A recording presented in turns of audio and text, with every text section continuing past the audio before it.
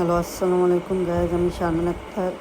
আজকে আপনাদেরকে তৈরি করে দেখাবো কাতলা মাছের ভুনা। প্রথমে মাছগুলো ধুয়ে পরিষ্কার পাত্রে নিয়ে নিব।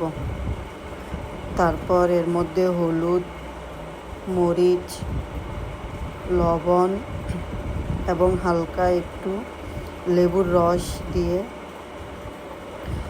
ভালোভাবে মেখে নিব।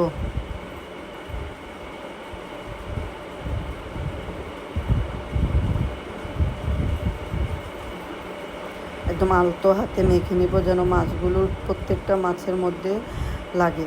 তারপর একটা পাইপ্যানে তেল গরম করে নিব। তেল গরম হয়ে উঠলে এর মধ্যে দিয়ে দিব একে একে সবগুলো মশলা মাখানো মাছগুলো দিয়ে দিব সবগুলো মাছ একে একে।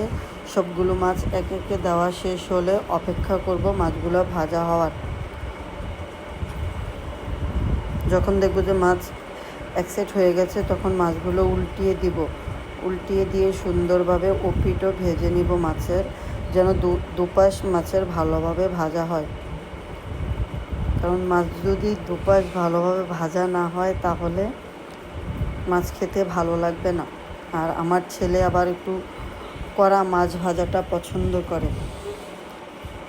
এই তো গায়ে মাছ ভাজাগুলো শেষ। এখন আস্তে আস্তে মাছ ভাজাগুলো তুলে আমি একটি পরিষ্কার পাত্রে নিয়ে নিব।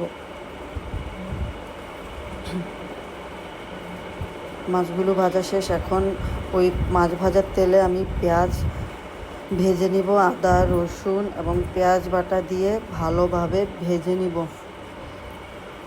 যখন দেখব যে পেঁয়াজ বাটা এবং আদা রসুনগুলো একদম ভালোভাবে বাদামি কালার হয়ে গেছে, এর মধ্যে একে একে হলুদ, মরিচ, ধনিয়ার গুঁড়া, লবণ, জিরার গুঁড়া এগুলো দিয়ে ভালোভাবে মিশিয়ে নিব। আমরা যেহেতু একটু ঝাল বেশি খাই সেহেতু মরিচটা একটু বেশি দিয়েছি, আপনারা আপনাদের মতো করে দিয়ে নেবেন। মশলাটা ভালোভাবে কষিয়ে নিব। এর মধ্যে একটু পানি দিয়ে দিব, গরম পানি, মশলাটা ভালোভাবে কষানোর জন্য। মশলাটা ভালোভাবে কষানো শেষে যখন তেল উঠে যাবে তখন এর মধ্যে দিয়ে দিব ভাজা মাছগুলো এক পিস করে আস্তে আস্তে দিব যেন মাছগুলো ভেঙে না যায়। তারপরে মাছের গায়ে ভালোভাবে মশলাগুলো মিশিয়ে দিয়ে এতে আবারও একটু গরম পানি অ্যাড করে দিব ঝোলের জন্য। যেহেতু আমি একদম ভুনা রাখবো, একদম কষা রাখবো, সেজন্য আর বেশি পানি দিব না। যখন তেল উঠে যাবে, একদম শুকনো হয়ে যাবে, এর মধ্যে দিয়ে দিব ধনিয়া পাতা কুচি দিয়ে আমি আর 2-3 মিনিট রেডি করব। রেডি করার পর হয়ে গেল আমার কাতলা মাছের মাছ ভুনা তরকারি।